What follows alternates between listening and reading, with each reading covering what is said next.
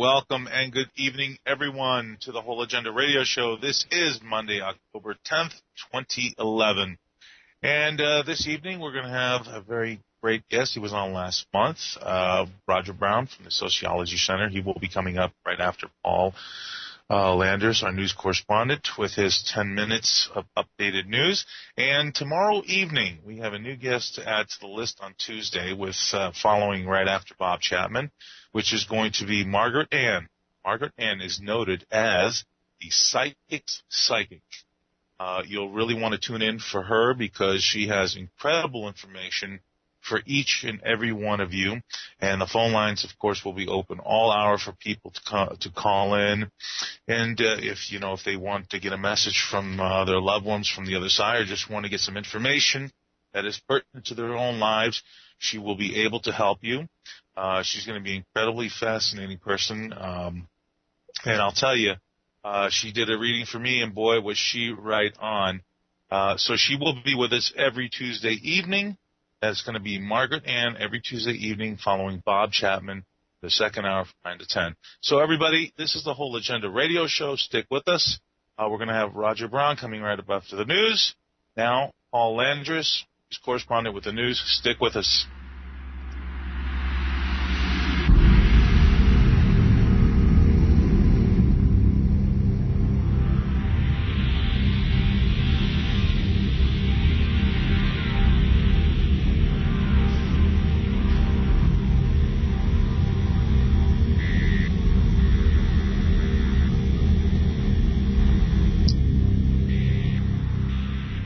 Good evening, everyone.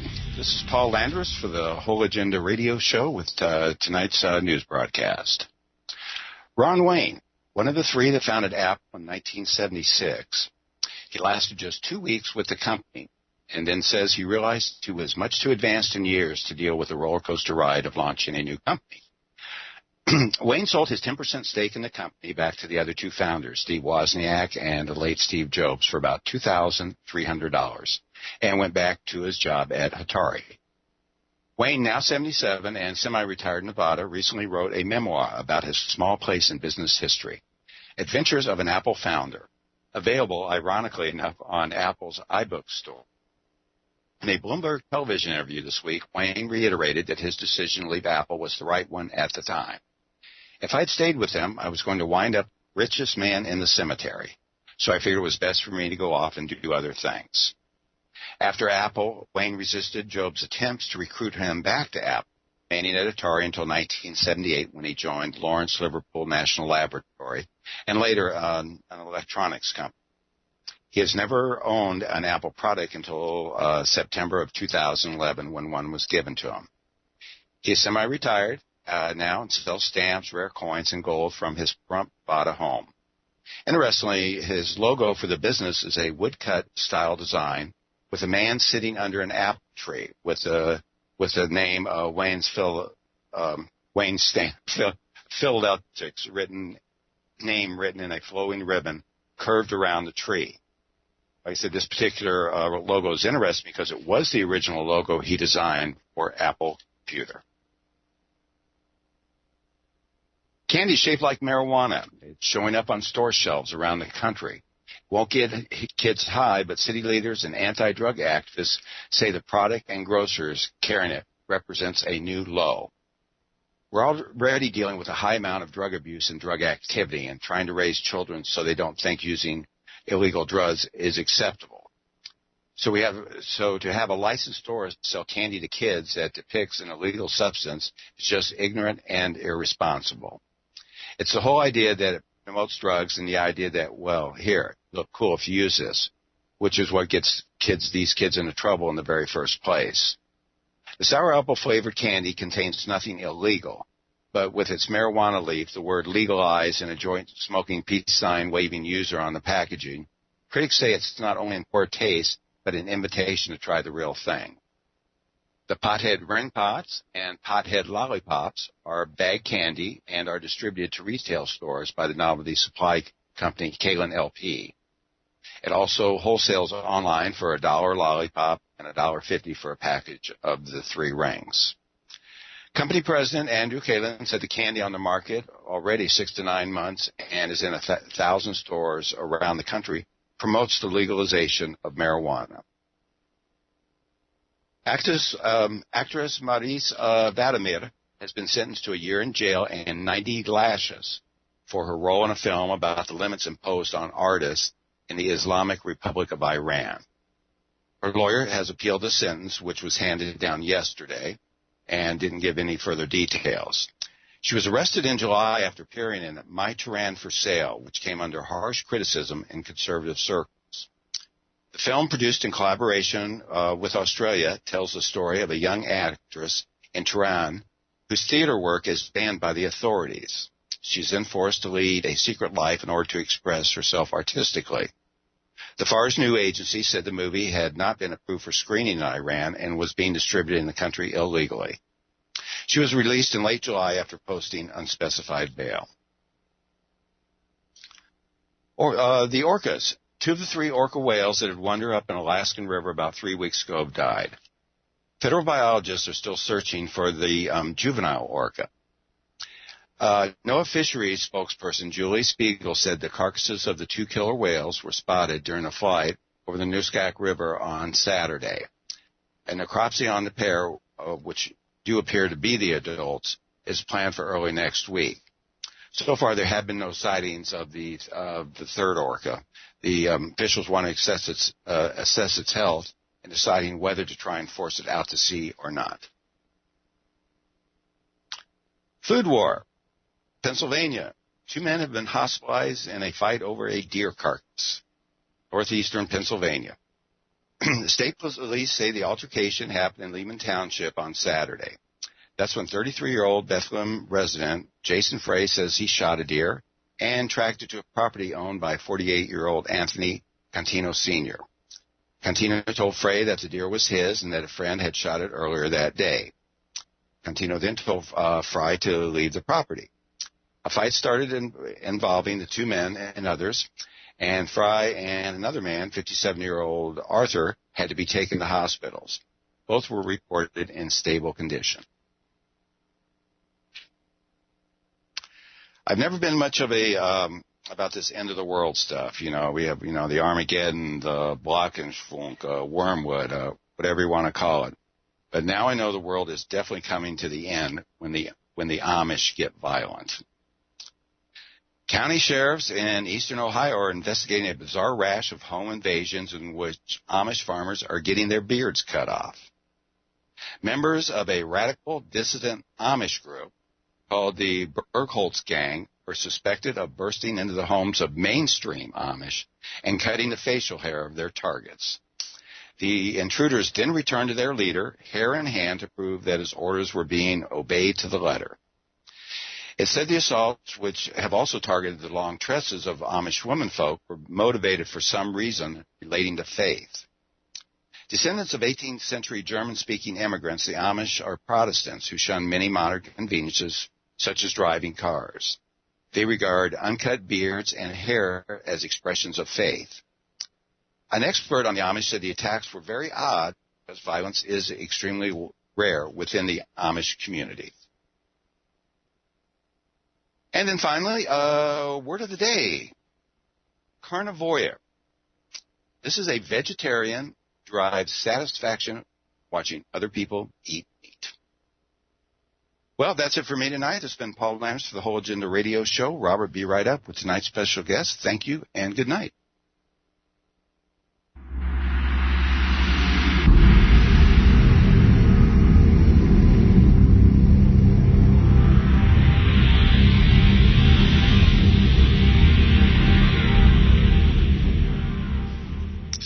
And welcome back, everybody, to the Whole Agenda Radio Show, and I'm your host, Robert Pino. And this evening we have Roger Brown. Mr. James Roger Brown is a sociology of knowledge specialist, intelligence collection, and analyst of methodologist.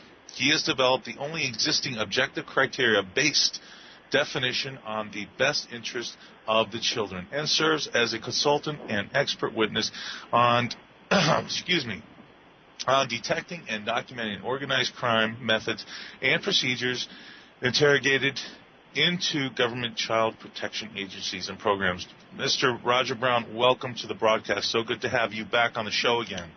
Thank you. It's good to be here. The story about the Amish brings to mind a great philosophical question for which there is no known answer. How many Amish does it take to screw in a light bulb? How many? There's no answer. They don't use light bulbs. I got it. That's why I was laughing. Good. Very good.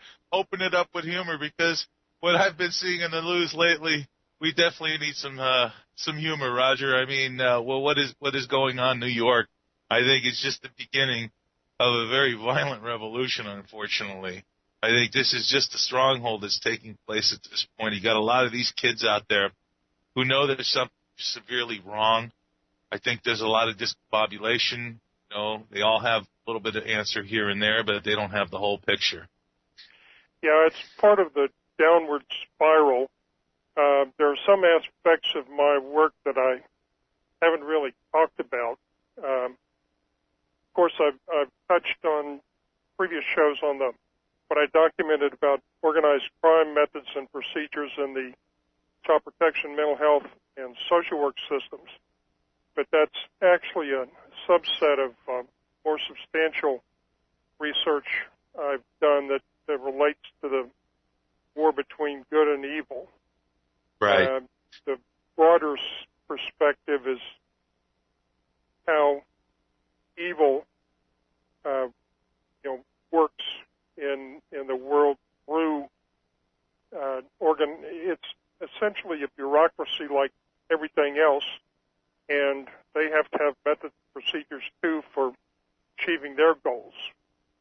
And when you look at history, for example, at how mass killings are conducted under the guise of ethnic cleansing or getting rid of communists, whatever flavor you want to pick for a rationalization, the methods are pretty much the same. Germany being probably the most well-known example, but it goes all the way back to Genghis Khan, who would put his army out in a big circle about 50 miles across and then drive everything to the center and kill everything that moved. Yeah, well, it's usually the guys of the ruse, under which these insidious plans are usually hatched out long before any of this ever takes place. But, Roger, before we jump into all this, a little bit on your background for everybody who has not heard of you and has not listened to you on this show. Okay. Well, I'll go back to the actual beginning. When I was in basic training, myself and another gentleman were called out of formation and sent to the post theater where we got a sales pitch for some guys in suits. Make a long story short, I declined, and the other gentleman did too, and I experienced retribution over that. After I got out, I had my congressman track down what was going on. It was Richard Nixon apparently trying to construct an Army unit personally loyal to him. That experience got me interested in intelligence operations, and I am the only sociologist, to my knowledge, other than one gentleman in Estonia, who has ever investigated the sociology of intelligence operations. My master's thesis was a cross-national study of intelligence operations in World War II. And from that, I developed an entirely new system for collecting and analyzing intelligence that's more advanced than the feds use. And I've adapted those methods and procedures to a number of different areas. I tell everybody that I don't work on black projects. I only work on white.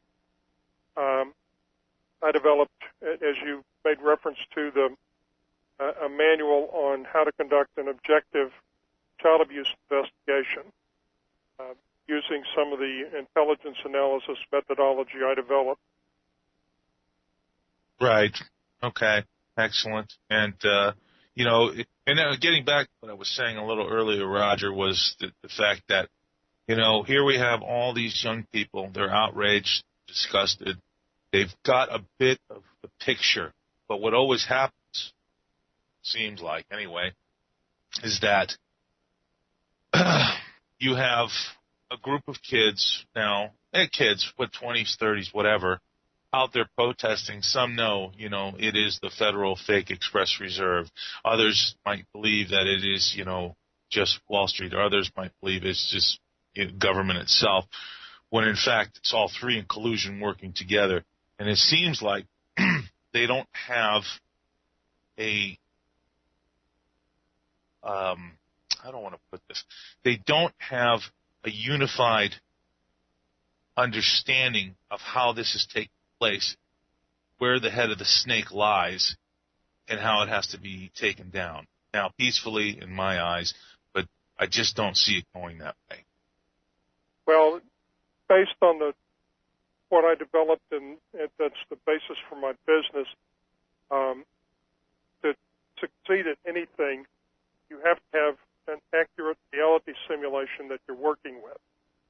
And there appear to be a diverse number of reality simulations behind these groups that are involved. And some ones that have come on board recently are the labor unions, and I think the airline pilots were participating. I suspect that there's some getting on board the train at the last minute aspect to some of those. The kids that are involved in this and leading it have to be careful about being co-opted, because the evildoers, I call them black souls, actually have a long set of experience at taking over and diverting threats to their enterprises. So they have to be careful, and I'm concerned that they, as you pointed out, don't have a good grasp of what's actually going on, and they're at risk of being compromised by people expressing sympathy and whatnot, maybe even providing funding. Funding an operation can be a great distorting factor, as we know from our political system. Right. Well, look at what J.P. Morgan Chase just did to fund the coffers of the police retirement fund. I think it was $4.3 million just within, last week? Yeah. To assure some sort of protection or safety? Yeah, amazing how that timing worked. Amazing, isn't it? It's just, to me, it's nothing but disgusting, dastardly, despicable, insidious, and psychopathic and psychotic all at the same time. These people are heartless souls. They have their only agenda is for themselves, no one else, but they don't understand that they're being used by the same people who think that they are part of the system. See, that's what they don't get, because evil begets evil. Yes, it does. And it can be quite powerful, and corruption can be a pretty powerful technique. One that we're probably all aware of, that's encroaching into the United States now from Mexico, is the police are offered bribes, and if they turn them down, they're told, you either take this money or we're going to kill your entire family. Yeah. Also, I've heard about the amassing of, now I don't know how true this is, I've read some articles, but very few, about some sort of Chinese army amassing on the Mexican border. I don't know if that has any validity whatsoever, but I've heard those articles come out too. Well, I can address that to some extent. There have been instances where Chinese arms were being smuggled into the United States for pre-positioning in cargo containers. There was one shipment of 10 that only 3 of them were inspected, and I believe they had 100,000, something ridiculous number of AK-47s in them. Mexico has a big treaty with China based on the Zimmerman offer from World War I. You'll help us destroy America, and we'll give you the states back. One. They have light tanks and artillery pre-positioned in caves in the Sierra Madre, going down through Mexico. I can't tell you how I know that, but eyes have been laid on those. I said it's understandable you can't reveal your sources, and I would want to do that either. You don't want to jeopardize yourself or anybody else, for that matter. But yes, that they are actively involved in that, and I suspect that some of that nefarious enterprise is responsible for La Raza. I don't know if you're familiar with that movement.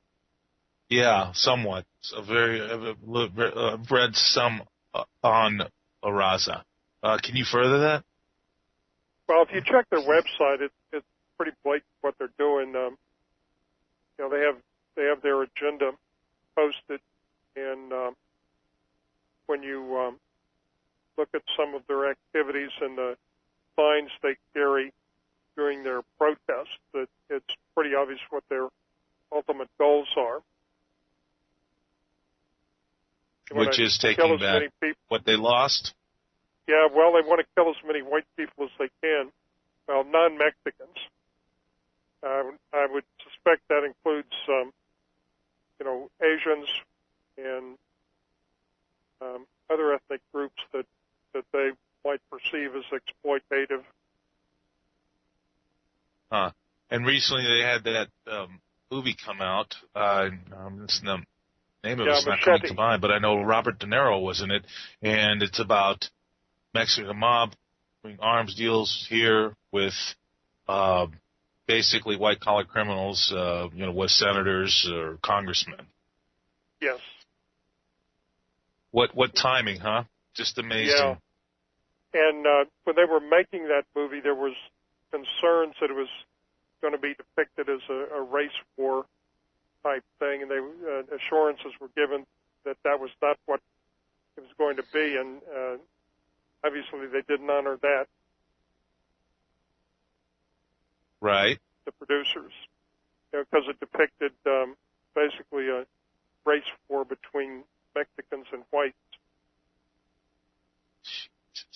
I mean, this is getting worse by the minute, Roger. I mean, it's, and coming up with a break here in a couple, 2-3 minutes, but the fact of the matter is that not only you just verified for me what's taking place and what's amassing on the Mexican border there, but what about all the information that's come out about all these UN vehicles all through the United States sitting at docks, at train transport stations, ready to be moved out. As a matter of fact, I saw a video that someone had put out. This was a while back. I want to say 4 or 5 months ago, maybe. Yeah, right around there, that somebody had discovered all these UN vehicles sitting somewhere near Jacksonville, Florida, near some train station. And it was on Google Earth, actually, where he found it. And when he went back to look, because, Google Earth takes so many pictures so many times, within the year, none of those vehicles were there. Now, that's very highly suspicious and suspect. Well, I've looked into some of those, and it's not crystal clear what is going on, because in some cases, when the vehicles are being stored, they're coated for protection with some kind of shrink-wrap white plastic. And that might be responsible for some of them. And being in Florida, someone could have been storing vehicles there for shipment abroad, I didn't. I checked the Google, the link to the Google map for that too, and there was a subsequent interview with the owner of the airport, and they allegedly stated that they leased the property to, for storage of vehicles, and they were not UN vehicles. They were for other purposes. Okay, well, at least that's clarified, and that's, it's a little... Keep in mind all of the underground facilities that have been constructed over the past decades. If somebody wanted to maintain a fleet of vehicles for that type of purpose, I would suspect they would be underground rather than on the surface where not only the public but other countries would not be able to readily identify them. Right. I think okay. more of interest are the reports of the railroad cars with shackles built into them. Well, I'm very aware of those. I saw those. Again, I don't know how much validity is behind that, but I did see those. But from what I understand, those are basically car transport trains. Yeah. Well, historically, that's one of the procedures for, mass movement of people. It certainly took place in World War II as part of the Nazi extermination campaign. One of the interesting twists in that story, and I think it probably will have parallels when that type of activity starts here. It's not well known, but the Germans actually used propaganda to convince Jews they were going to a better place than the oppressed areas they were in, and they actually sold them tickets to get on the death trains. Right. I am well aware of that, and of course, why do we have all these FEMA concentration camps built all over the United States? So I'm not ruling out the fact that what I saw on those trains would not be used for that purpose at all, but that hasn't come into play yet. And, they could be just as well, Roger, they could be scare tactics, because you know as well as I do that the government loves to create fear in order to keep people basically in a state of denial. And unfortunately, that's where we've been for so long, and I think we are so tired of being oppressed, and now you're finally seeing the outcome. And, of course, this is just the beginning. But we're going to a break right now. I want to get into this on the other side. So everybody stick with us. This is the Whole Agenda Radio Show. You're listening to Roger Brown. I'm your host, Robert Pepino. We'll be right back after these messages.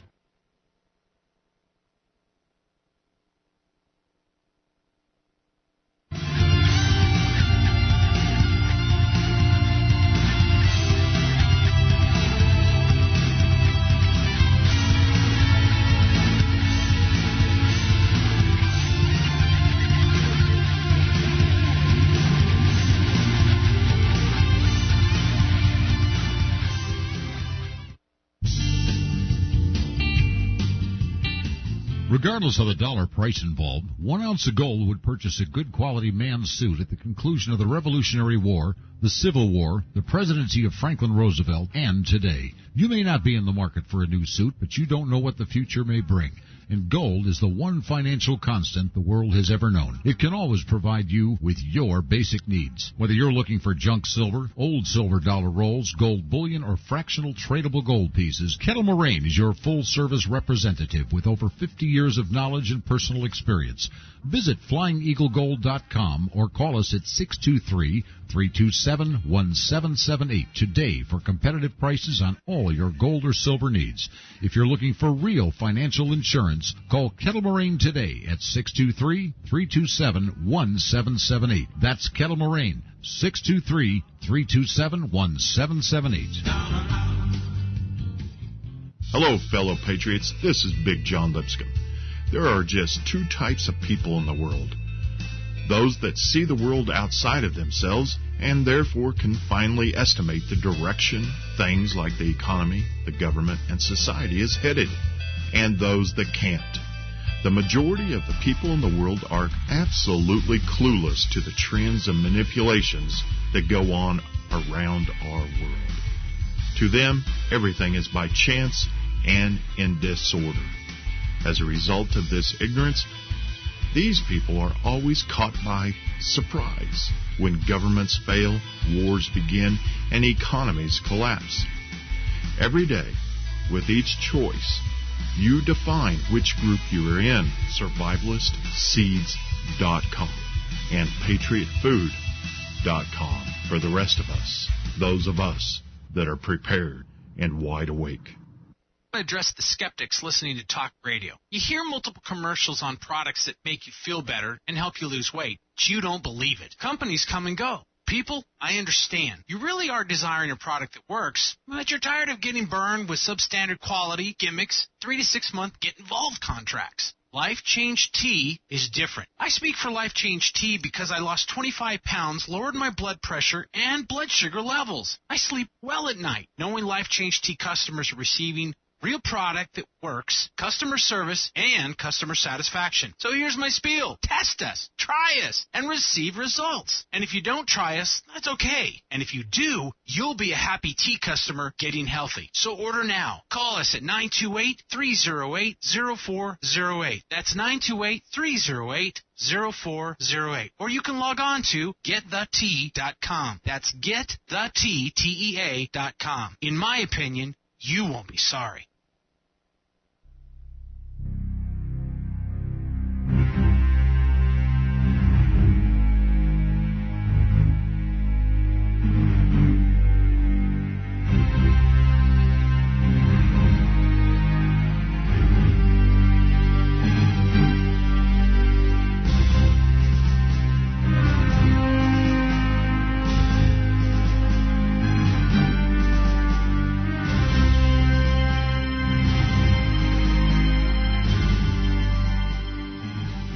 And welcome back, everybody, to the Whole Agenda Radio Show. I'm your host, Robert Pepino, and you've been listening to Mr. Roger Brown of the Sociology Center. And now, for anybody who'd like to call into the show and express opinion, ask a question, you're more than welcome to. The number is 1-888-747-1968. I encourage you to call in. This is an open mind show. This is about everybody's thoughts, ideas, and opinions about what's going on, what's taking place, and how this situation will end up actually resolving itself. But, Roger, the thing I wanted to ask you, and it just came to mind, and I didn't get to ask you, part of the first half hour, is those extremely loud noises that were heard twice here in the United States, and I guess Benjamin Fulford, and I'm not sure if you're familiar with who he is, but he wrote for Forbes Financial, and he's been living in Japan for quite a long time, and supposedly that he's very much into the know of what's going on, that two of these facilities, underground facilities, I guess, were struck with some sort of weapon, a nuclear weapon, some sort of scalar weapon, don't know, but it breached the interior of the tunnel, creating this massively loud noise. What's your take? Well, that's one of the things that I did look into. The first thing I did was check both the seismograph readings for the Midwest from United States databases and also European seismographic databases, and there was no coinciding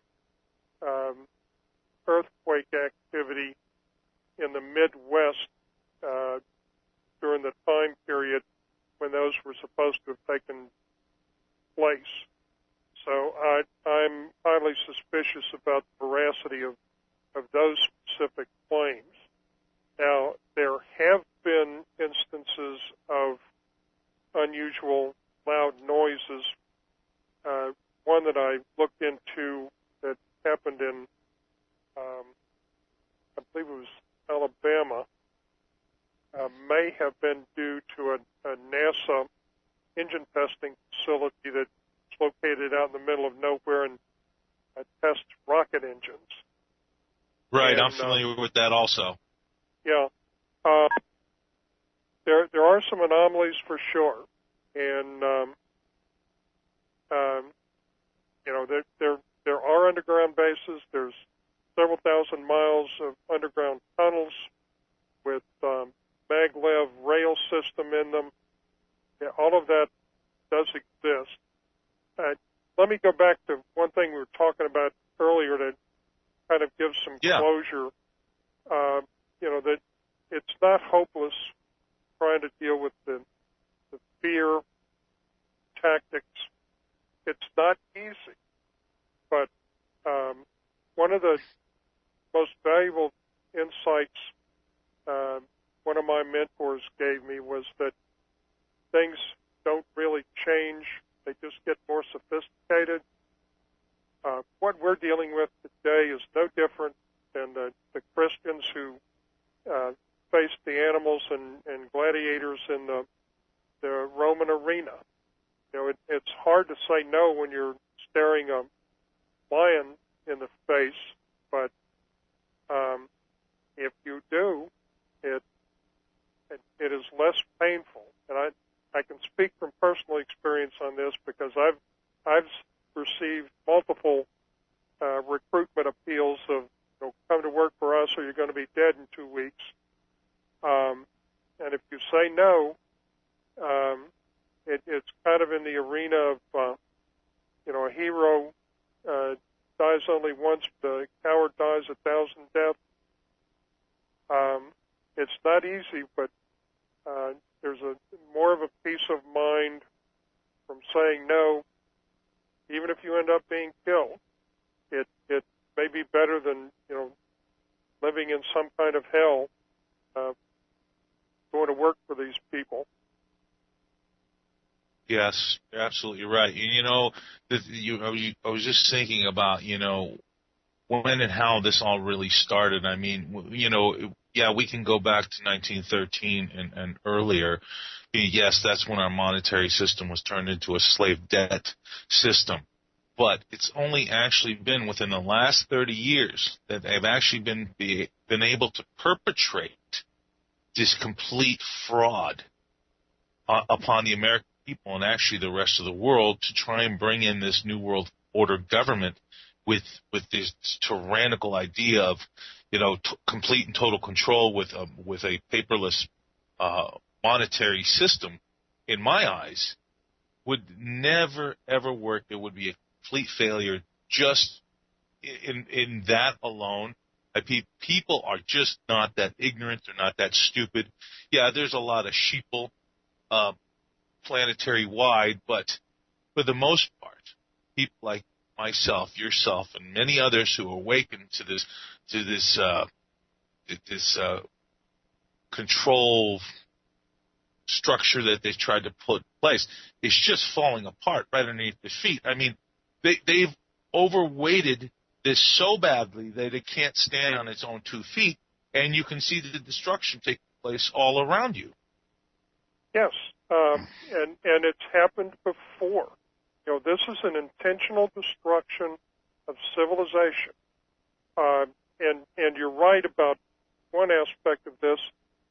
Thinking of it in terms of the war between good and evil, no living human knows when and how that actually began, but we're certainly living on the battlefield and trapped there. And, we've got to put up with the consequences in our daily lives of this conflict going on. And, both sides, for whatever bizarre reason, rely on human beings as agents.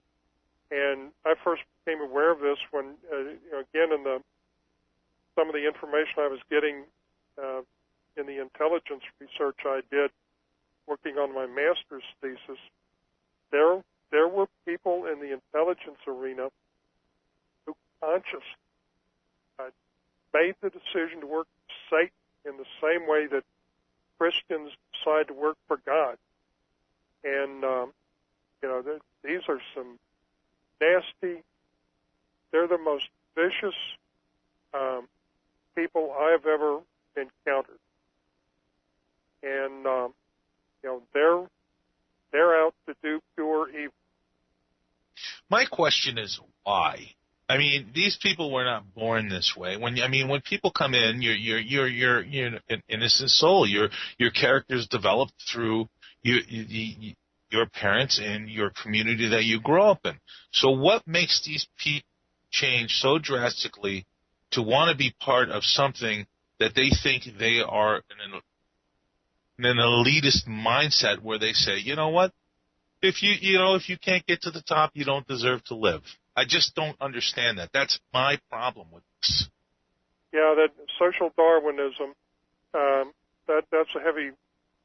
That's one of the problem reality models embedded in this.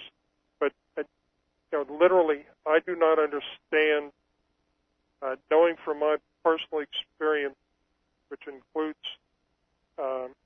being dead and resuscitated twice. I've seen both places, and there's no doubt where I want to spend my. I cannot understand why anyone would choose evil over good. I do not. Now, speaking of been resuscitated twice, so you had the out-of-body experience. You went out of your body. You were projected into the light, because not everybody has that experience, Roger. Yeah, I know. And both of my experiences were not the same. I saw the other place, too. Really? Yes. What was that like? Well, I didn't see fire and brimstone, but there were... one thing I specifically remember was this cave-like domain where people were hanging in what appeared to be cocoons, and they were literally trapped in an illusionary world within those cocoons. And, living a false reality is how they were going to spend the rest of the time that place existed. Or maybe for as long as they had to live in that space till they come to a realization of what they did to break free of that, maybe? Well, I would hope that that's the case, but I saw nothing to that effect from my experience. Now, what was the other side for you like, Roger? Because I'm very curious about this. Well, what I saw was the boss from a distance. Meaning the boss? Yes. That's incredible. Couldn't approach, but I was able to see it at a distance. And, the intensity of the sensory experience was incredible. C.S. Lewis, I think, may have had some similar experiences. One of his stories was about a group of people that mysteriously woke up somewhere in a world where everything was more real than real, and the grass was so real that it actually cut their feet. That kind of intensity. And someone touching you was, more comforting and more powerful than anything I've ever experienced. You know what it reminds me of, Roger, and I'm almost positive you've seen this because I've seen it many times, What Things May Come with Robin Williams. That was an incredible film, and it really dived in, dealt with the afterlife of how we may perceive our own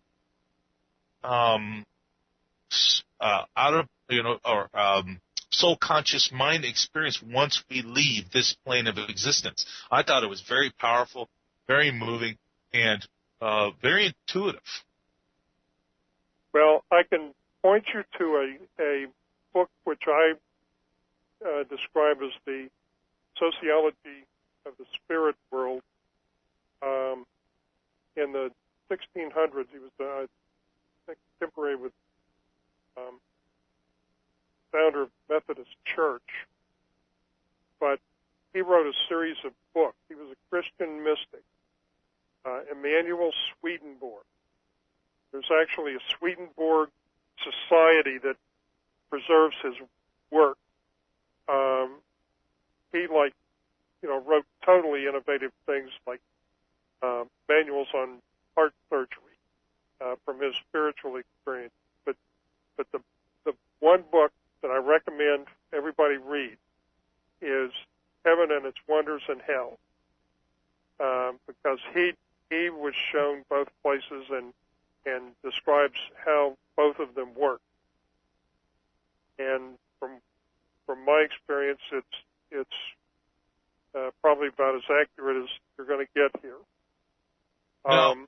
Now you have to keep in mind that he was a member of a chauvinistic society and does not deal well with women in there. Right. But but it's an incredibly informative book. Oh, when was this written? I think it was the 1600s. Okay. Well, is it still in print? Yeah, it's still available. The Swedenborg Society, as I said, maintains his books and has them available for purchase. And it's Heaven and Its Wonders and Hell. Well, if I get a chance, I'm going to have to pick that up and read that because that sounds incredibly fascinating. The other question I wanted to ask you, were you given any information or were you told anything when you were on the other side? No. Because that's so common with so many people that they will get a message of some kind to bring back when you are resuscitated into this world. But then, highly enlightened people, I guess, don't need that message. I mean, if you take Daniel Brinkley's story, you know what he was about, and when he came back, he was a completely changed man with a very strong message to humanity. And it always seems like people who never believed, weren't believers of anything spiritual, always are the ones who completely change and come back a very strong message of peace, love, and enlightenment.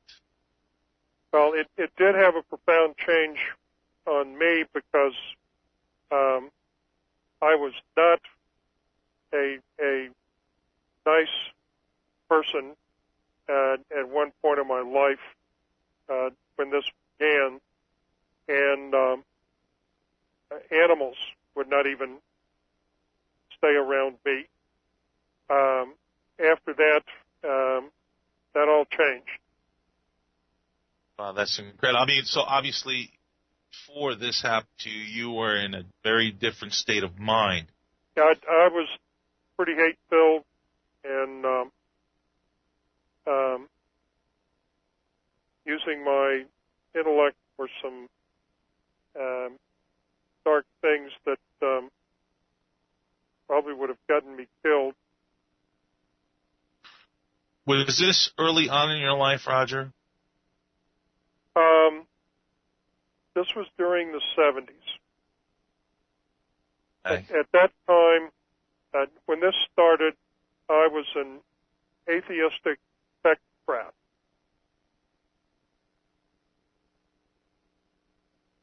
Okay. So you had no I am belief not system that whatsoever. now. Right. Got it. No belief system whatsoever. And you were like most people are right now. What can I do? Get me the money, all for me and none for anybody else. Something along those lines. Right. Mainly Probably. revenge. Revenge? You do not seem like a revengeful person, Roger. I'm not now. Well, what that revenge would have been towards, I have no idea. And you're probably better off not knowing. Okay, if we Really? can leave it. Well, again, Roger, it's all up to the person. What you want to share is entirely up to you, and listening audience. Sometimes it seems so personal when and I are talking, yet there's so many other people listening. It's easy to forget that sometimes because it becomes a very personal conversation sometimes. Yeah, I'm trying to communicate what's important. Absolutely, and I agree with based on you. what I know and my experiences, and what I just related about keeping in mind what the Christians faced in the arena. Those are the same choices we have. They're just dressed in different clothes. And the emperor has no clothes, by the way, and that's the real thing. Well, yeah, the one we have is definitely getting threadbare. Without a question. See, and that's good because it's good to keep it light because of such devastation we face here. Because on the flip side, I really want to talk economy, and we can see right now, as far as I'm concerned, Roger, we are right now at the very precipice, and I've mentioned this before. I don't know if I mentioned to you with other guests, but I've said the car has gone off the cliff now, and this thing is on fire. It's gone off the cliff, and it's heading downward. And it's just a matter of now when it hits the bottom and explodes. This is exactly where we're sitting on, meaning the car's on fire, our economy has been lit on fire. The bomb went off, there's paper everywhere, and people are led, the sheeple are led to believe that there's some sort of recovery, which there is no recovery whatsoever. You have all these young people now kind of getting a grasp, a little here, a little there, understanding what's taking place. And I think this thing is going to blow up. I'm not putting a time frame on it, but it sure looks, before the end of the year that this whole thing could explode in our face. And I'm certainly ready because, I have my food and water, my essentials, because when you go to the store, you're going to think you're going to bring your paper money in to buy a loaf of bread, which you're paying maybe $3 for now, when that loaf of bread costs $20, or you go to the gas station and it costs you $10 to put a gallon of gas. It is going to be an intolerable, insane situation because most people now, since our implosion 2008, have living from paycheck to paycheck, but not the rich. Okay, it hasn't affected them yet, but it's going to affect them dearly, and they don't realize how much. Well, one of the problems is that people who thought they were managing this crisis to accomplish specific things they wanted have lost. They only are now in about 60% control of the destruction engine they built and to run, and but they couldn't even tell you when it's going to break. I don't think they may have had certain dates in mind, at least from what we have can observe about how these things work in past history. One of the things that might help people get a handle on this is that wars are planned 7 to 10 years in advance because of the logistics that have to be put in place. Like, you cannot just decide to go to war on Tuesday and everything's magically going to be there that you need to conduct a war. These are planned 7 to 10 years in advance. That includes World War II. Despite yes. the mechanisms by which it actually was started, that was one of the biggest insights that was communicated to me from some of the people I interviewed in the intelligence arena for my master's thesis specifically on World War II operations.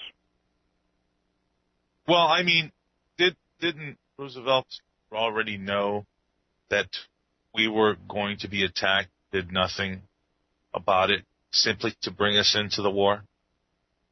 Well, I don't know if Roosevelt specifically knew, but I strongly suspect that high-ranking members of the military knew. And specifically some folks in the intelligence arena do. Now, it just depends on who was in on the the nefarious group that were planning and implementing that at the time. I don't specifically know who all the members were, but it was based on the British system of the elite. Those who went to the right schools and knew one another. Right. Well, I mean, again, there's so much collusion from back then till now, but now it's more blatant than it ever has been. I mean, these people they have these Bilderberg meetings, and they outright, it's all over the alternative media, which is the real media now. And I mean, they had I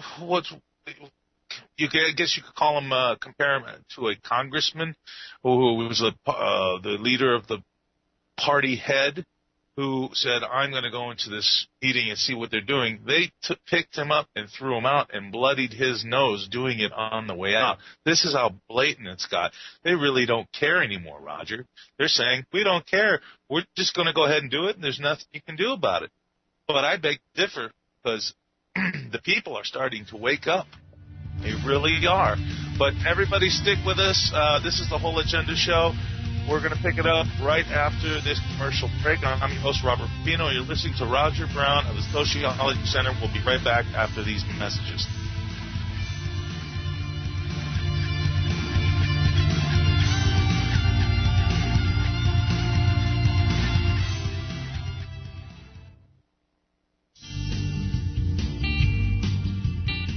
Regardless of the dollar price involved, 1 ounce of gold would purchase a good quality man's suit at the conclusion of the Revolutionary War, the Civil War, the presidency of Franklin Roosevelt, and today. You may not be in the market for a new suit, but you don't know what the future may bring. And gold is the one financial constant the world has ever known. It can always provide you with your basic needs. Whether you're looking for junk silver, old silver dollar rolls, gold bullion, or fractional tradable gold pieces, Kettle Moraine is your full-service representative with over 50 years of knowledge and personal experience. Visit FlyingEagleGold.com or call us at 623-327-1778 today for competitive prices on all your gold or silver needs. If you're looking for real financial insurance, call Kettle Moraine today at 623-327-1778. That's Kettle Moraine, 623-327-1778. Hello, fellow patriots. This is Big John Lipscomb. There are just two types of people in the world. Those that see the world outside of themselves and therefore can finally estimate the direction things like the economy, the government, and society is headed. And those that can't. The majority of the people in the world are absolutely clueless to the trends and manipulations that go on around our world. To them, everything is by chance and in disorder. As a result of this ignorance, these people are always caught by surprise when governments fail, wars begin, and economies collapse. Every day, with each choice, you define which group you are in. SurvivalistSeeds.com and PatriotFood.com for the rest of us, those of us that are prepared and wide awake.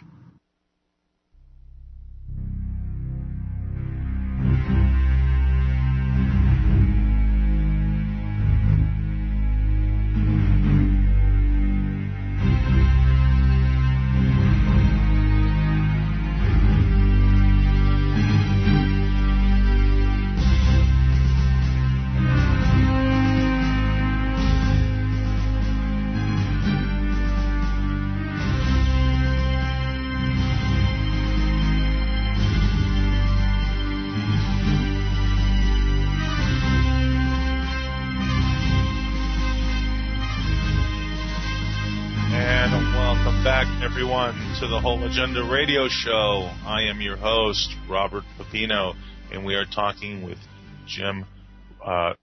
Roger Brown of the Sociology Center. Incredible man, very knowledgeable, and we were just talking about just getting into the economic part of what's really taking place. But for anybody who wants to call into the show, please do so. Voice your opinion. Any questions you have for Roger, the number is 1-888-747-1968. And Roger, getting back to what I was saying, on the basic whole economic structure of what they created, if the manipulators are the ones who created this, then they can pull the plug at any time they want. Well, I'm not sure that they, if you're talking about stopping the destruction, I'm not sure that they have that much control anymore. Did you hear what I said? I said not stopping it, but causing the destruction. Oh, that's underway, and it's been underway for a long time. In fact, this crunch that we're talking about is at the request of two people in the intelligence arena that I met. I've actually been working on ways to deal with what they're trying to do, which is one of the reasons why I've implemented the Post-Apocalypse Recovery Project, which is a solution to what they're engineering. This is what's going to happen is there will be a bottleneck, okay? And one of the things that gives you a clue is that how many times this has happened before. Genetic research indicates that the human population was down below 10,000 people at least twice in our genetic history. And I think those were also probably the result of engineered collapses also. Well, it would be difficult to prove that.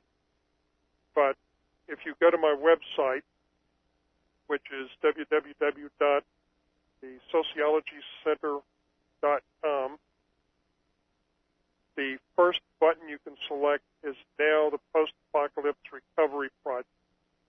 And I'm going to be putting up information as it's optimum time for doing it. But what I've put up now is basic information that people need to learn how to do in order to expedite rebuilding civilization after the collapse, because the people with the knowledge stored up on computers and books and stuff are going to be in their bunkers, I would estimate, for probably on the order of a year. So after the collapse, folks will have the survivors on the surface will have about a year to create a situation where they will not be dependent on the people that come out of the holes in the ground. That's the plan. If you create dependency, you have control.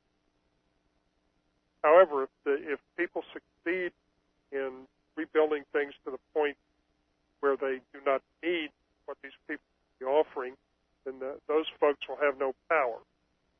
Well, Roger, I'm sorry, I don't mean to interrupt, but the only thing that these folks have ever had to offer is worthless paper on actual paper that it's not printed on.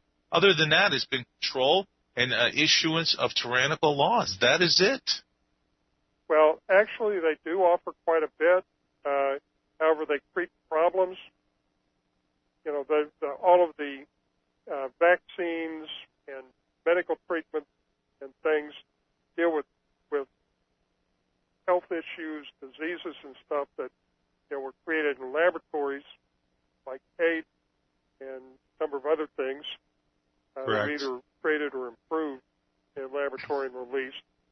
When they emerge, they may not have killed everybody that they intended to. If the Georgia Guidestones are an accurate reflection of their goals, the population reduction is target is 90%.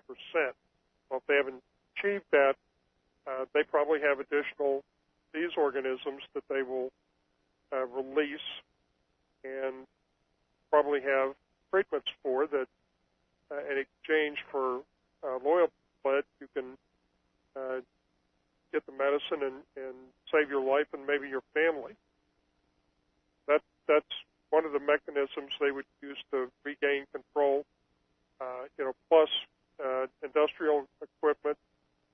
If you look at stuff I've got up, it's basic information such as how to make concrete, new building techniques for blocks that are more stable and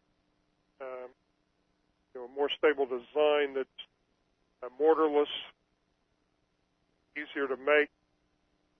So there's all kinds of things that can be done, but it'll be up to the survivors to make sure that they're not going to be dependent on these people when they come out of their bunker. That's going to be the key to winning. Yeah, and on the subject of survival, Roger, I mean, for most people like myself and yourself, I don't know, but the utmost importance is, of course, you will not survive if you can't eat. Secondly, if you can't drink water or some sort of fluid, you will not survive. You need to be prudent about those preparations for sure, and do what you need to survive in the area where you are. And if it's not sustainable, you need to relocate. Basic common sense. Also, go ahead. I'm sorry. Just basic common sense.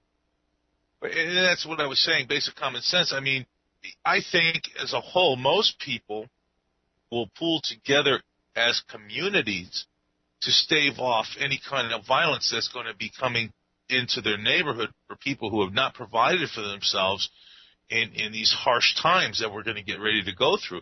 So the real survival issue really comes in of being able to hold on to the stored dry storable goods and your water supplies and other necessities that you will need. And I think some serious battles will ensue.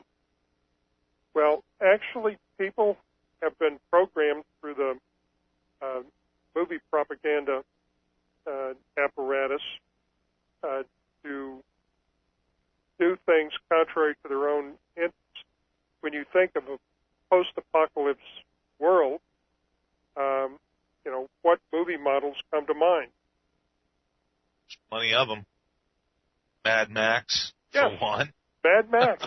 All of those were designed to create an expectation of what to expect after an apocalypse.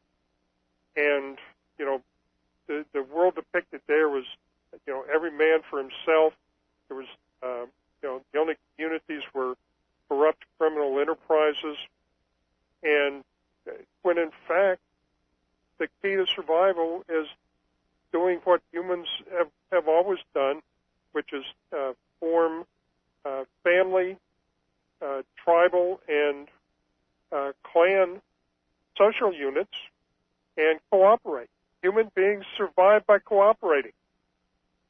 Well, human beings need human beings to survive. We are fragile creatures on this ecosystem, and if you look at the animal kingdom, they're very well adapted to surviving in their surroundings. But us, I mean, we're like we're the black sheep of the herd, I guess, as far as Earth is concerned, because nothing really comes easy other than we have a big brain and are able to, resolve a situation by thinking about it.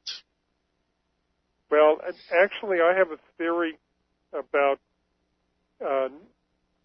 this conflict may go back to the extinction of the Neanderthals, because when they were born, their infants had brains the size of today's adult humans.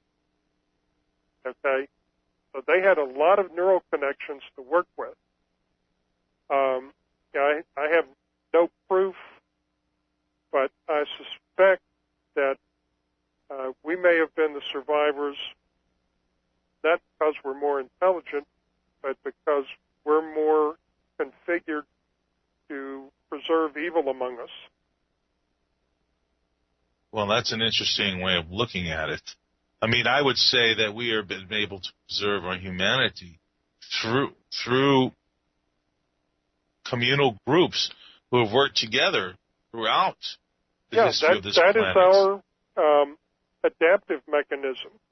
But if if through the movie industry you create the expectation that it's going to be every man for himself, anybody you encounter is going to be out to steal everything you have and kill you, then your reality model is not going to be cooperating with anybody. It's that you're going to have to survive totally on your own, and that's the way to extinction. Right, but that's right, Roger. But what I was going to say is that that's movie programming. Now, for people who are awake to the situation, we understand that that is a sure way to death, period. And I think that's what these elitists are looking for us to annihilate each other. Yeah. My personal understanding on that is I just don't see it happening in that way because, like I said earlier, I think we're smart enough and realize more than they think that we do, that we adapt to the situation at hand with common sense to most of the things that are going to be coming. It would take a common sense approach to make sure that our species continues on. Well, if that were actually the case and that there were no problems in that area, how would you explain the destruction that's been wrought in the black city community? The drugs, killing one another, that was engineered. I agree with you. It was engineered. But I would also say that it's the structure that's in hand, that has been in hand for that almighty dollar in order to create that. I think once that dollar is completely eliminated, because remember, the money's going to be worthless.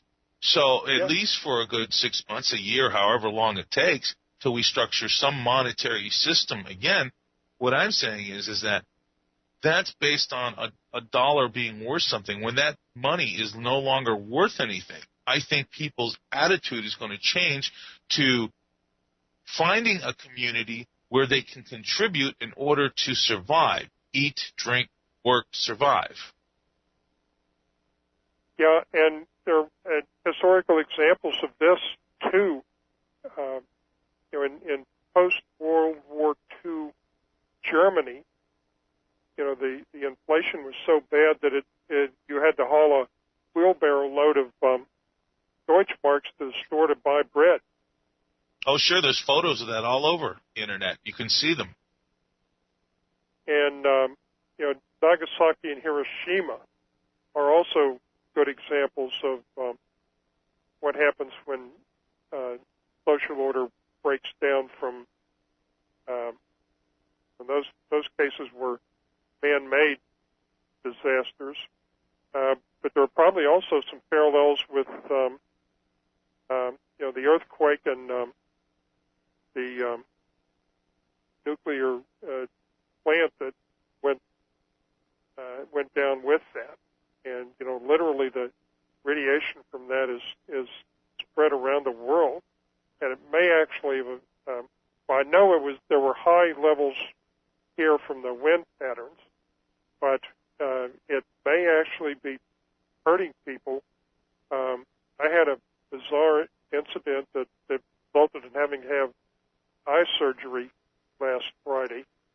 My left eye was somehow damaged by radiation, which included punching a hole in the retina in the back of my eye, which had to be packed down with laser surgery to keep the retina from separating and me literally going blind. Oh, my God. I'm so sorry to hear that, Roger. Well, I know exactly when it happened because I felt something strange happen to my eye. It felt like something hit it, but what happened at the time was like the astronauts described how there were flashes of light inside their eye when they're in space.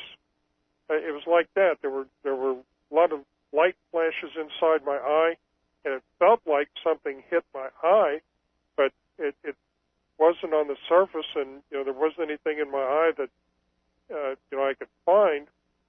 What I'm fairly certain happened was what I felt was when it blew the hole in the back of my retina, because it literally threw up cells and stuff. It was so violent that it threw stuff up into my the aqueous humor in my eyeball. I was just out in the yard. I have no idea what the heck happened beyond that. That's unbelievable. And, of course, that radiation is still traversing the planet, and that those plants still continue to spew this toxic radiation into our atmosphere, which will eventually go from the northern hemisphere to the southern hemisphere. Yes. That's if that was intentional, it's certainly one of the more successful destructive components of the engine. Well, I was also going to mention that, the destruction of the oil platform of Transocean. Yes. If you ask me, that was completely deliberate to create that black of the Gulf Coast, destroying the livelihood of most of those people in that area. And people, by the way, are still getting sick, and they're still dying. And, of course, it's not being reported in the mainstream propaganda. Yeah, I agree with you. The news media now is totally worthless. And the prime example that I cite is 25 years ago. If there were reports that a president had been elected who wasn't actually a qualified citizen, 60 Minutes would have had a full team over there tracking down the truth. And now I don't think they even covered it. What's the point of covering it? They'd lose their jobs. Probably now. And that's it's pathetic. At one time we had a news industry with some integrity, but they don't anymore. And it's just getting worse by the minute. I mean, every article I read every day, Roger, it's just, I mean, you got these kids out on Wall Street, they're trying to be usurped. You got the banking structure getting ready to collapse in Europe, and I think that's where it's gonna really collapse first, and immediately I think right after that happens, a week or 2 weeks later, this whole system comes tumbling down because they're completely interconnected. And I don't think, we understand, Roger. We understand very well. But it's the larger portion of this country, and I hate to say it, but it's the underprivileged poor people who've never even got a chance to have some sort of education, and the education in this country is absolutely, completely worthless, except for the elite schools, yes. And they are taught a different set of rules. But it's the uneducated poor people of this country who don't understand what they're going to be facing when this comes down. And yes, you're right about the Mad Max scenario, that case where it comes to the very poor, they will become violent because they will be completely disoriented. I mean, let alone they're just trying to survive right now. And what about all the people? I mean, you got 47 million Americans on food stamps right now. Okay, that alone with, don't even take the fictitious job numbers that they say 9.8% is a complete joke. We're a better part of 22% of unemployment. Those are depression numbers. The fact of the matter is that when those people, even on food stamps, when those checks no longer come, that's when it's going to get violent, unfortunately. Well, one of the things about where I'm located now and why I moved Little Rock, Arkansas to here, one of the factors was that this is inside Appalachia, and because it's already impoverished, it's probably one of the areas that will be least affected. Well, are you on a nice acreage on where you're at, so you have the ability to grow your own food? And I'm sure down there in the south, it's in a small town, but the double lot, garden, nut tree, several fruit trees, yes, and both canned and frozen food. Excellent. Yeah, see, like here we have both canned and frozen food, but here we have lots of citrus. We have grapefruits in the backyard, orange tree in the backyard. You're going to have a tangerine tree in the front yard. And, of course, that could be taken very easily. But the fact of the matter is we are very, very lucky to be in the positions that we're in compared to so many people who live in these urban jungles. Well, and you mentioned earlier, the cause effect of the drug problem. And I said earlier that it's very dollar based. Well, I think the violence again comes from when you don't have any food. Those food stamps don't buy you anything. That's when the real problems are going to hit home here in the United States. And there's a large portion of people in this country that have gone under middle class into the class of poverty because they have lost their jobs since 2008 and have not been able to get any work. And, this is one of the biggest things that this tyrannical government has created. They said, oh, we're in a recovery. We knew it was a complete lie for the people who are awake. And now here we are, 2011. We're on the brink of a complete collapse, and you hear nothing about it in the mainstream paid-for propaganda press. You have a president who's reading a teleprompting president, which they have been for all the last 30 years when most of this stuff was put into action. And now here you go. We're on the very brink of this collapse. The car's going off the cliff. It's on fire. And when it hits, it's going to be a massive explosion. And this is what I dread more than anything else. My heart breaks for all these poor people who have never even had a chance to understand what was going on because they were never educated to understand. Now, people like myself and you who made a point to be educated understand what's taking place in this country. We fare a lot better than most. But those urban jungles, I would not want to be there when this comes down. Yeah, I have a great deal of sympathy for them. The ugly experiences they're going to be having, but at this point, there's no stopping that.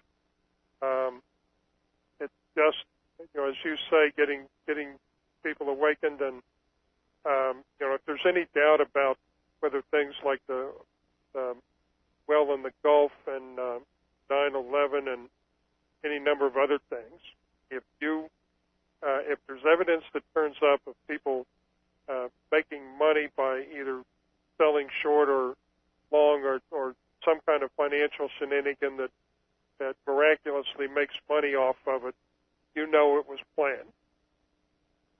Yes, you're absolutely right. And I've heard that more than one time in articles I've read, but I'm glad you brought that up. That's exactly right. Financial shenanigans, 100%. Because, I heard there was, I don't know if you caught this, there was a trader. What? And this is the thing that kills me. They use the word trader, right? He's a financial trader. Well, what does that word actually mean, trader? You are a traitor. You are a traitor to your country. You are a traitor to yourself. You are a traitor to your people. It kills me, the double-edged words here that they use, and people just don't get it. They don't grasp it. Traitor. You're a traitor. And he's saying on the BBC, saying verbatim, quote, we love economic depression or depressions. We thrive. We dream of these things. And the announcer or whoever the host is going, well, that was jaw-dropping. And he's spilling it out, telling the truth. And nobody seems to get it. Yeah, that was an amazing exchange. Wasn't it? And of course, one of the first things that occurred was people trying to spin it so that it wasn't what it appeared to be. Oh, yeah, and it was disgusting. But it was exactly what it was meant to be. You know, at least he had the gumption to come out and say, hey, look, this is exactly what we do. If you want to believe me, don't. But this is how we make our money, by screwing everybody else and getting it all for us and our clients. Yeah, evil loves chaos. It certainly does, Roger, and it's disgusting to the point where we have see, and this is all based on greed, like you said earlier, and greed and evil. It's just sadistic, satanic underlying tone to this whole creation that they have perpetrated. And you know, like I said earlier, you know, I've talked the last 30 years. Yeah, this probably goes back decades or centuries or millennia. Who knows? But this is what is pertinent to us right now here at this time. And, you know, my point of view, Roger, is that at the end of all this, I think we're going to be victorious because there's just simply too many of us and not enough of them. Now, yes, I know you're probably going to say yes, but they're at the helm's control of the switches to release the bombs. But if they were to do that, the planet would be uninhabitable for them too. Well, we can win. Okay? We can win. But we have to, you know, we have to work together during the bottleneck. Now, there may be some way to prevent this happening. If I find it, I'll do something about it. But I have found no magic bullet to kill the destruction engine. Pun on words there, magic bullets. Yes. Yeah, you're right. There is no magic, fortunately. I think what the magic bullet is exactly what you said, being aware so you care. Yes. I will say that these folks have pissed off some powerful foreigners that have their own plans for dealing with them. But we cannot depend on that. You know, we humans are going to have to work to save our own asses. You're absolutely right, Roger. Yeah, you couldn't have said it better yourself. Right there, that was pure statement. We have to save our own asses, and that's exactly what it comes down to. Because no one's going to do it for us. And look at what they've turned this country into, a bunch of mamby-pamby wannabes. It's all about me society, and that's what they wanted, and they succeeded in that. But I think we're coming back to a harsh reality, and we're understanding very quickly. At least I am, because I'm 45 years old. So the younger generation, yeah, a little slower to pick up, I think. But the eventuality of it is their gadgets and toys won't mean a damn thing if they can't eat and drink. And that's the bottom line. Now, Roger, we're coming up on a break here. This is the Whole Agenda Radio Show. I'm your host, Robert Pino, and we're talking Roger Brown of the Sociology Center, incredible man with lots and lots of knowledge, and he will be back on this broadcast, ladies and gentlemen. Rest assured, till this whole thing comes falling apart. Stick with us. We'll be right back after this break.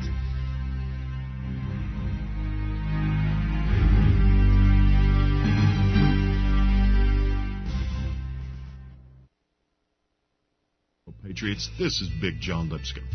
There are just two types of people in the world. Those that see the world outside of themselves and therefore can finally estimate the direction things like the economy, the government, and society is headed. And those that can't. The majority of the people in the world are absolutely clueless to the trends and manipulations that go on around our world. To them, everything is by chance and in disorder. As a result of this ignorance, these people are always caught by surprise when governments fail, wars begin, and economies collapse. Every day, with each choice, you define which group you are in. SurvivalistSeeds.com and PatriotFood.com for the rest of us, those of us that are prepared and wide awake.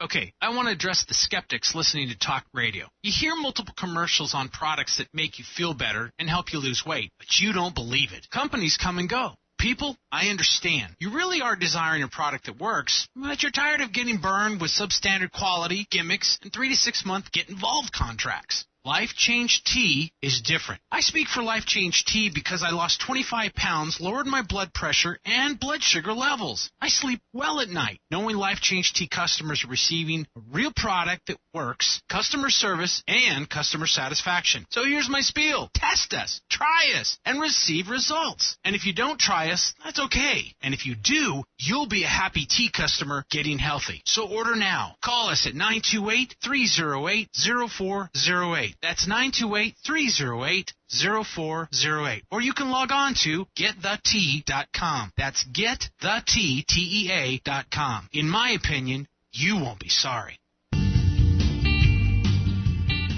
Regardless of the dollar price involved, 1 ounce of gold would purchase a good quality man's suit at the conclusion of the Revolutionary War, the Civil War, the presidency of Franklin Roosevelt, and today. You may not be in the market for a new suit, but you don't know what the future may bring.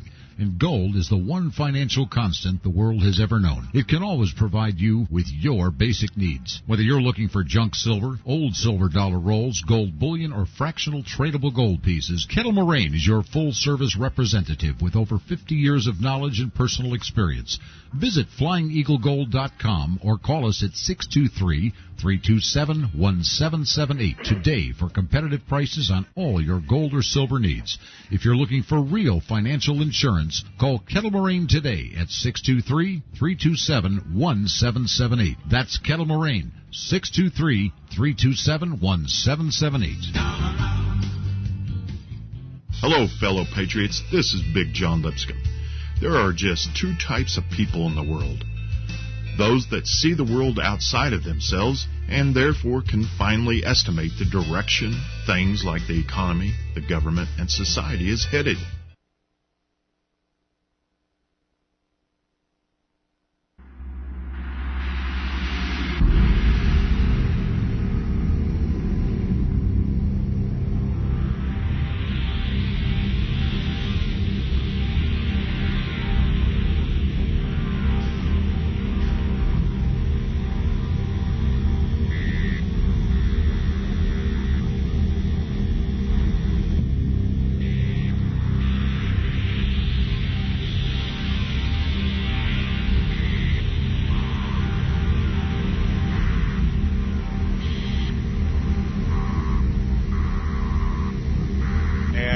Welcome back, everybody, to the Whole Agenda broadcast. I'm your host, Robert Pino, and I want to welcome everyone listening to the show who are just jumping in and listening. If you want to call in with a comment, question, thought on your mind, the number is 1-888-747-1968. Please call in. I encourage you. Ask a question to Roger Brown. The man is a walking encyclopedia of knowledge. His experience and life-altering changes that he's gone through have been really incredible. And we were just touching on the scenario of being prepared to survive this coming collapse. Storable dried goods, water, and in my mind, plenty of supply of guns and ammo to protect what you have. Roger? Yeah, I have some thoughts on that, too. You need to be able to defend yourself, sure, but we need to develop some new defensive technology,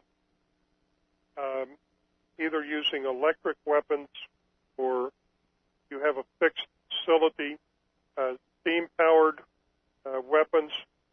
I believe there were plans at one time for constructing steam-powered machine guns. You may want to try and find those. I One of the problems did see with something on that, gunpowder Roger. technology I'm sorry, go ahead. I'm sorry. I was saying I actually did see something on that. I believe it was a YouTube video on a steam-powered machine gun. It was actually quite incredible. Yeah, like I said, if you have a fixed facility that you need to protect, something like that may be more reliable. One of the problems is that gunpowder technology depends on factories and chemical processes to produce the explosive. At one time, I actually worked with some physicist hobbyists who were trying to develop electric weapons.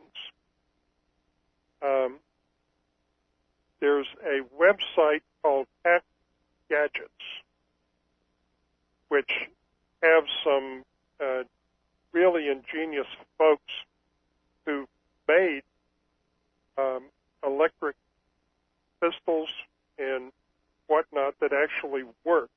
And they're not very powerful, and they were, like using plastic balls and things for ammunition, but those types of things could possibly be developed. Another thing is mass driver technology, which most people know as rail guns. The Navy has working models of those on some of their ships to use against other vessels. Is that a steam-powered railgun? No, a rail gun is electric powered. Okay. It's a series of magnets that propel a metal, either a sled carrying a projectile or a metal projectile along a track that launches it out. Some of you may remember a science fiction show, Babylon 5. Yes. I think was the name of it. There was an excellent fiction of mass driver weapon technology in one of their space battles. Literally, the railgun was went the entire length of the ship. As I recall, they used it to attack a planet. But those, if you project it fast enough, even a piece of metal will have huge destructive power. Well, I mean, Roger, and not to say anything against it, I think that's fantastic and excellent idea. You being, scientist that you are, but I mean, in emergent situations, a slingshot's real easy to make, a bow and arrow, or just pick up a baseball bat. Yeah. I mean, one of the things that I'm going to put up on my website, I don't have up yet, is how to make primitive weapons, including a ladle, which is a short spear that is launched on a wooden platform that extends your arm. You have to make the end of it at a certain angle so that the spear, when you propel it, stays straight until you so it separates from the base it's on. But there's also an interesting innovation in essentially slingshot technology. It's an electric rotary slingshot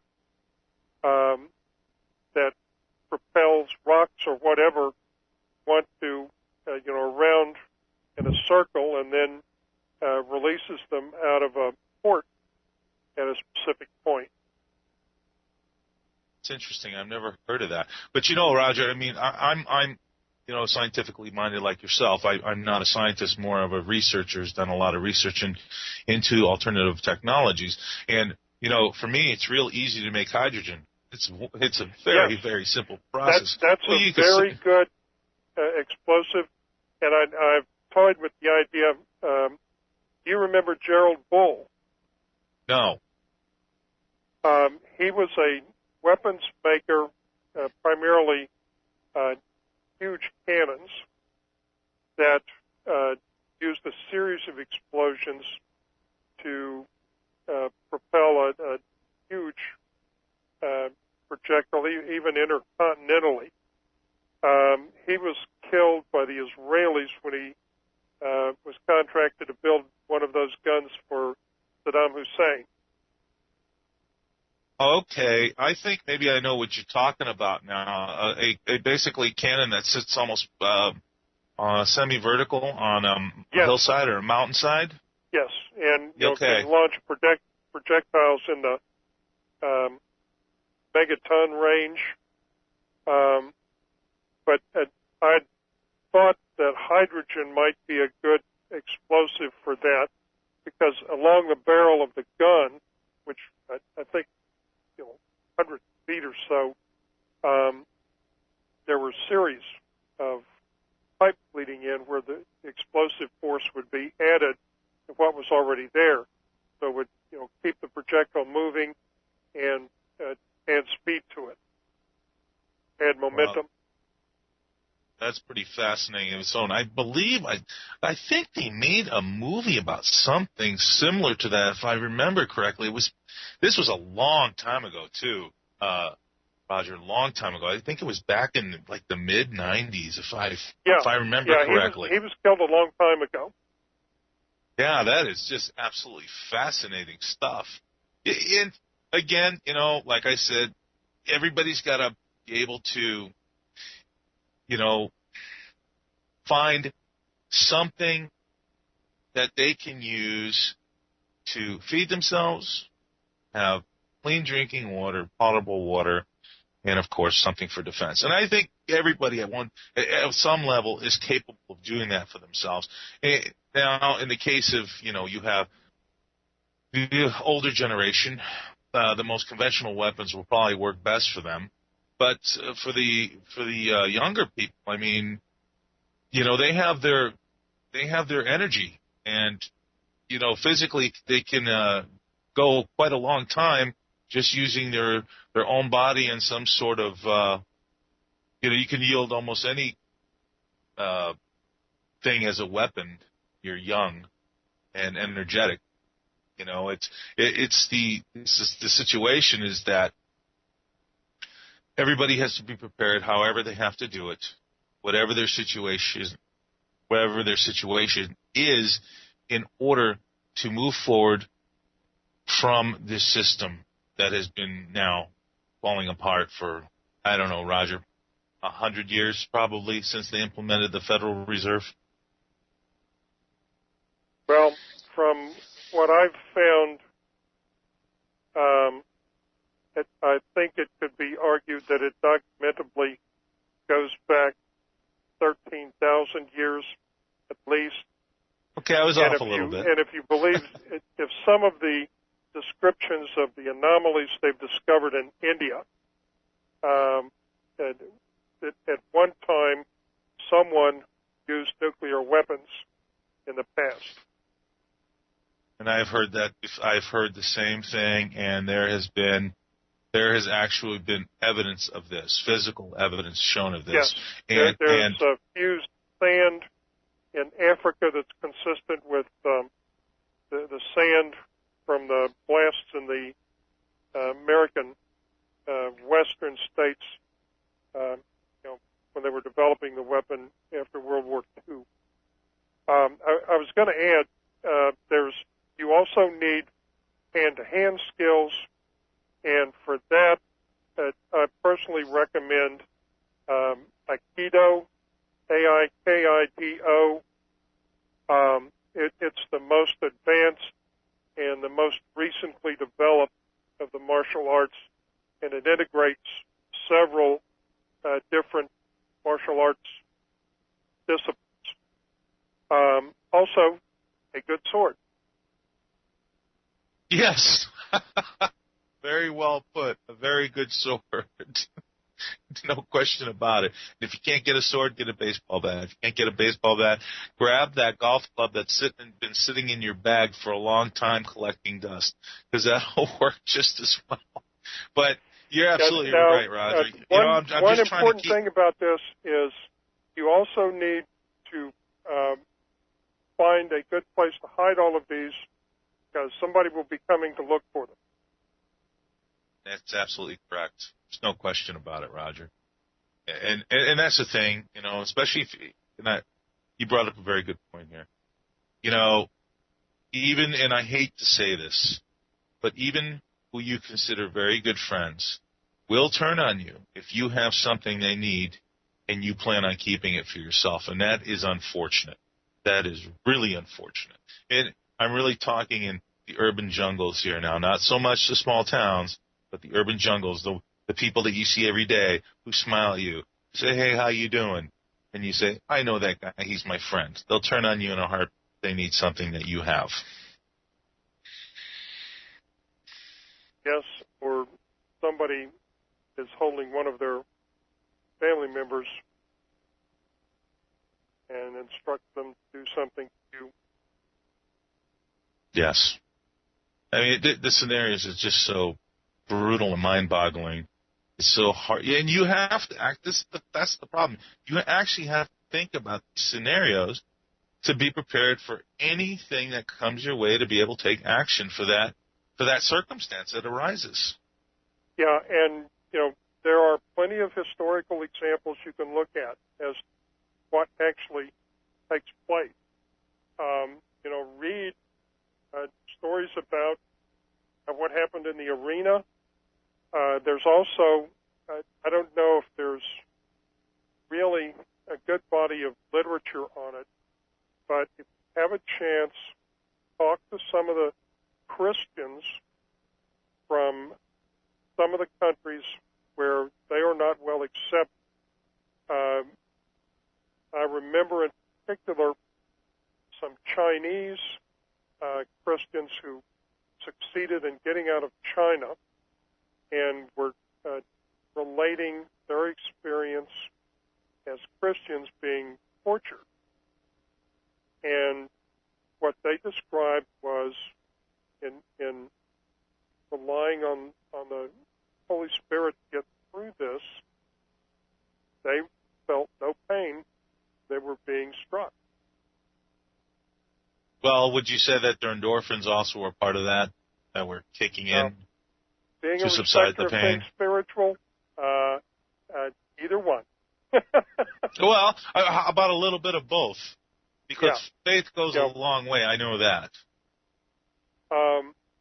But read the experiences of people from Argentina during the what they called the Dirty War. They stole children just like what's going on now.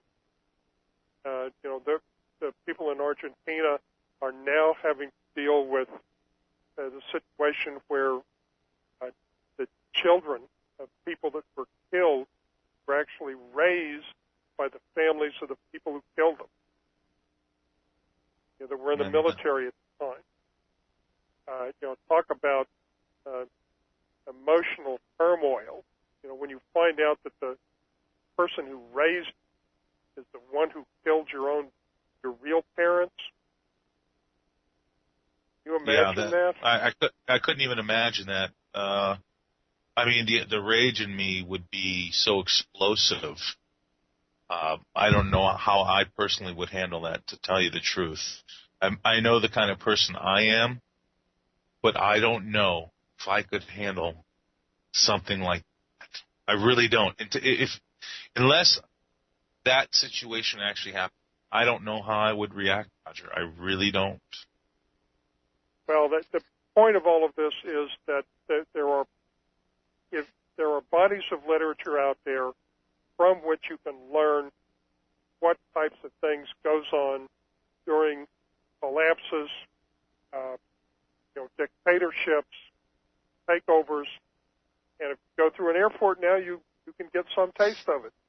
Yeah, you can. I refuse to go through airports right now. I really do. I have some serious issues with that, and I think I would definitely get in an altercation with one of these cretins who are sitting there feeling me up, and women and little children. Okay, I have some extreme issues with that. It's a total violation of my rights as a citizen of the United States. Well, it's one of the two areas where pedophiles and perverts, it would be a dream job for working for TSA or the Child Protection System. Yeah. I mean, and I know that some of these people, I mean, there was one particular case, excuse me, I don't know if you heard about it, but there was some screener who was caught masturbating behind one of the screen panels as these people were going through the screening process. Now, of course, he was arrested. I don't know what became of it, but it sure was kept quiet in the news after that story came out. So that shows you what kind of people they're hiring. One. I'm sorry, what, Roger? I had not heard that particular one. I've heard other instances of. I think there was one who was caught with child pornography on his computer. I didn't hear that one. So one you see, they're obscure, but it still goes in the news. Oh, somebody at CDC was just caught with, I think, child pornography on their computer. Oh, well, that's just freaking perfect, isn't it? Yep. Unbelievable. Well, Roger, we're almost out of time. We got a few minutes left. I want you to give out your information. And also, I want you to say this to you. Any information, anything that comes to you as time moves on, updated information issues, please call me, call into the show, whatever, and say, I have some breaking news, and I want to bring it on the air. You are absolutely welcome to do that. I just want you to know that. Okay, thank you. And, my full name is James Roger Brown. If you want to find things that I have on the Internet, you can do Google search for that. My website is www.thesociologycenter.com, or just Google The Sociology Center. It's the only one on the Internet, I think. It is. Believe me, I've searched. Yeah. I couldn't believe that nobody had used that name before. But to my knowledge, I'm the only one who actually started a business in sociology. But I developed stuff that is reliable, which is totally different from what my contemporaries are doing. My email address is, again, hard to remember, thesociologist@roadrunner.com. And I don't know if I can remember that, Roger. Better give it out again. The Sociologist, THESOCIOLOGIST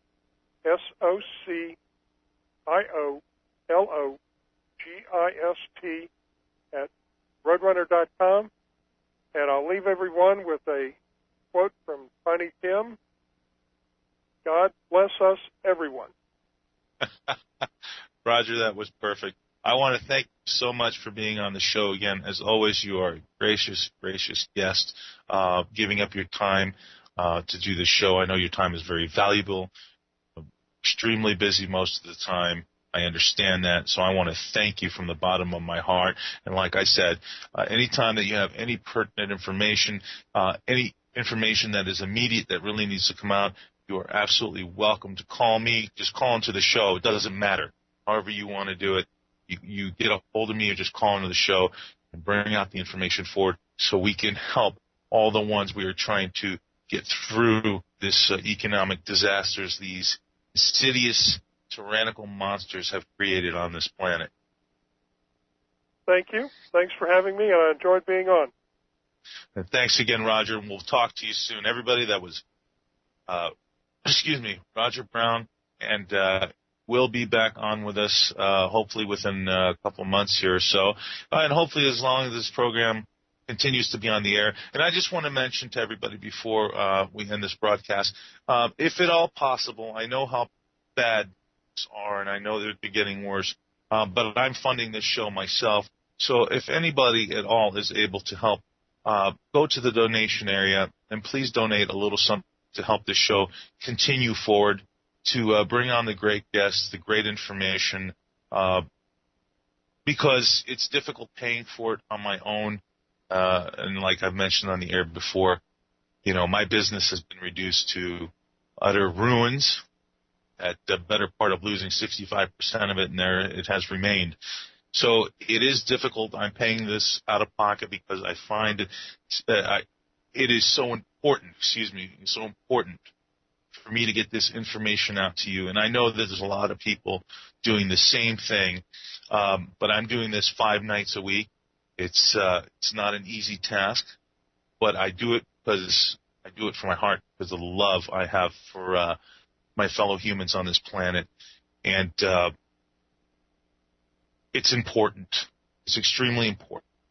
You have to know the truth. You have to be ready for what's getting ready to happen.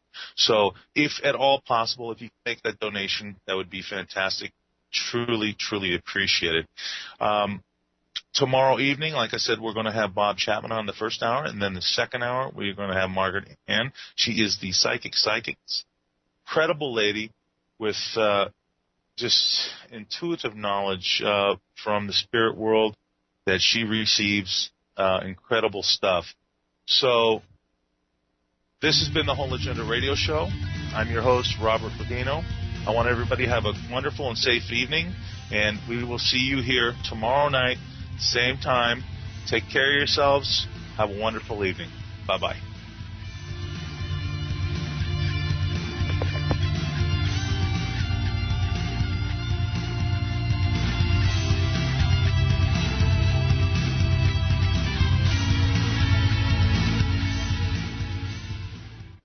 Address the skeptics listening to talk radio. You hear multiple commercials on products that make you feel better and help you lose weight, but you don't believe it. Companies come and go. People, I understand. You really are desiring a product that works, but you're tired of getting burned with substandard quality, gimmicks, and 3 to 6 month get-involved contracts. Life Change Tea is different. I speak for Life Change Tea because I lost 25 pounds, lowered my blood pressure, and blood sugar levels. I sleep well at night, knowing Life Change Tea customers are receiving a real product that works, customer service, and customer satisfaction. So here's my spiel. Test us, try us, and receive results. And if you don't try us, that's okay. And if you do, you'll be a happy tea customer getting healthy. So order now. Call us at 928-308-0408. That's 928-308-0408. Or you can log on to getthetea.com. That's getthetea.com. In my opinion, you won't be sorry.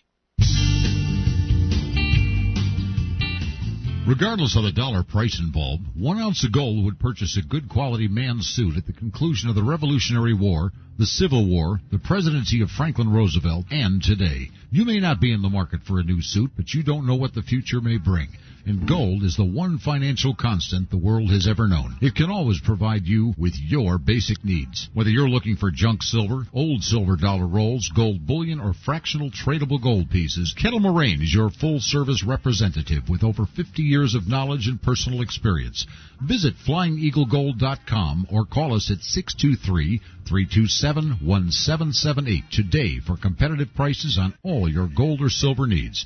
If you're looking for real financial insurance, call Kettle Moraine today at 623-327-1778. That's Kettle Moraine, 623-327-1778.